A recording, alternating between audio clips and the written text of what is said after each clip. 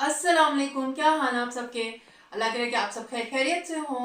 रमज़ान कैसा गुजरे comment section में ज़रूर बताइएगा। रमज़ान आता है तो रमज़ान ड्रामा के जो होता है वो भी एक शुरू हो जाता है कि कौन सा ड्रामा आएगा कौन सा आएगा। आई थिंक पिछले 2 साल से कुछ वैसी चीज़ नहीं बनी जो सुनो चंदा वगैरह के टाइम पे थी, लेकिन इस साल देखते हैं कि क्या वही वाला वही चीज़ वापस आती है कि प्रॉपर शोर ही शोर होता है। वाह क्या मज़े का ड्रामा है, इस साल वो होता है या नहीं होता। खैर हम टीवी पे नया ड्रामा स्टार्ट हुआ है दिल वाली गली में, जिसमें सज्जल अली और हमजा सुहेल है। जट पर 2 का बंद आए थे और दोबारा अगेन इसमें दोबारा से आ रहे हैं। इसे लिखा है जी जफर महराज ने, इसको डायरेक्ट किया है काशिफ निसार ने।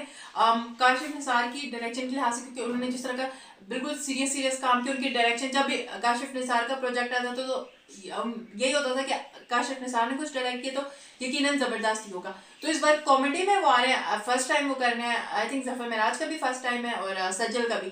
तो ये 3 लोग जो है फर्स्ट है, तो देखते हैं कि किस तरह से चलता है। खैर अभी स्टोरी तो बेसिकली इस तरह की स्टार्ट हुई है कि जो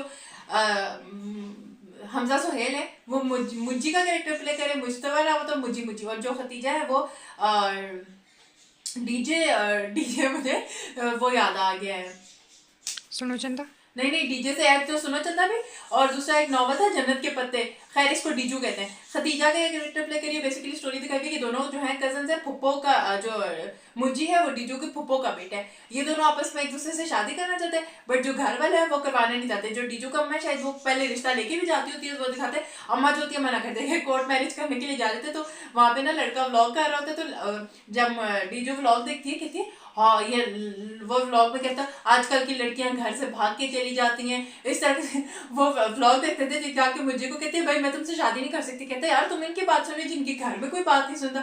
अच्छा वो जब जाते हैं वकील के पास वो देखते हैं तो दिखाते हैं जो सबा फैसल है वो इसकी अम्मा का कैरेक्टर प्ले करी है हमजा सुहेल की। और उनका कैरेक्टर इस तरह का दिखाएगा, बड़ी डिसिप्लिन और वो प्रिंसिपल होती। अच्छा वहाँ पे बच्चे की कोई शिकायत होती है तो उसके पेरेंट्स को बुलाते कहते हैं मेरे स्कूल का पढ़ाई सारी चीजें बाद में, 3 रूल्स हैं डिसिप्लिन डिसिप्लिन डिसिप्लिन। आप अपने बच्चे को लेके चल जाए, वो अपने बच्चे को लेके जाते हैं आगे सब जो उनका साथ हेल्पर होता है तो कहते जाके वापस बुलाओगे तो अपने बच्चे को सच में लेके। कहते हैं मैम मैंने आपको कहा था बड़ा ढीला थे। और जो हमजा सुहेल की बहन है जो सबा फैसल की बहन है वो बच्चों का लंच खोल खोल के खा रही है, बड़ा फिट जिंद का। और एक इतनी छोटी सी चीज है बट इतना रिलेटेबल लग रहा था जब ये अपनी बेटी के पास जा रही होती है तो बहुत सारे बच्चे मैम अस्सलाम वालेकुम करे और वो पूरा शोर एक पूरा जो बस क्रिएट किया गया था वो बहुत ज्यादा रिलेटेबल लग रहा था। खैर ये जब जाते हैं तो इसकी अम्मा इन दोनों के घर वालों को फोन करके बुला लेते हैं। अच्छा उससे घर फोन करने से पहले ना बिल आता है ये डीजू लगे के घर में, कहती है इतना भी लगा आगे 28,757। वो मुझे वो भी बहुत ज्यादा रिलेटेबल लगा। वो जिसपे उसके छोटे भाई को कहते 2,500 तो तेरे फोन के चार्जर के आ जाते कि तुम यहाँ बैठे रहते, वो बहुत ज्यादा रिलेटेबल था। अच्छा जब इन्हें बुलाते हैं फिर जो माँ दोनों की माओ की लड़ाई शुरू होती है ना भाभी की, इतना मजे का था। अच्छा तुम्हारी बेटी ने मेरे बेटे को फंसा लिया, वो कहते हैं हाँ तुम तो आए थे मैंने तुम लोगों को धक्के दे के निकाला। इससे पहले जब पप्पो जो होती है वो अपनी भाई को फोन करती है तो जो भाई की बीवी है डीजो की अम्मी ने उसका नंबर डाइन के नाम से सेव करके रखा। कहते हैं अब्बा ये डाइन का फोन है क्या? कहते हैं डाइन फोन?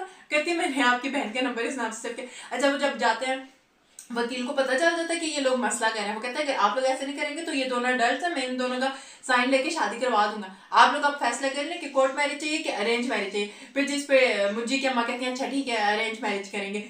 फिर वो जब जाते हैं घर में और फिर जो डीजो की बहन होती है वो उसे कहती है कि हमजा तो बेहतर था तो मुझसे शादी कर लेती। और फिर वो इतना क्यूट था जब वो बोरी होते फिर आगे वो सीन्स दिखा रहे होते कि जब वो मुझे कॉलेज से लेके आता था मेरी 3 बसें बदलती थी तब तो किसी ने नहीं पूछा तुम कैसे आती हो। जब वो मुझे लड़कों से बचाता था, जब वो मुझे क्लर्क की जब बदतमीजियों से बचाता था तो वो अच्छा था, बहुत जबरदस्त था कि वो सातत बोरी और सातत वो आगे आगे सीन्स दिखा रहे थे, वो काफी खूबसूरत था।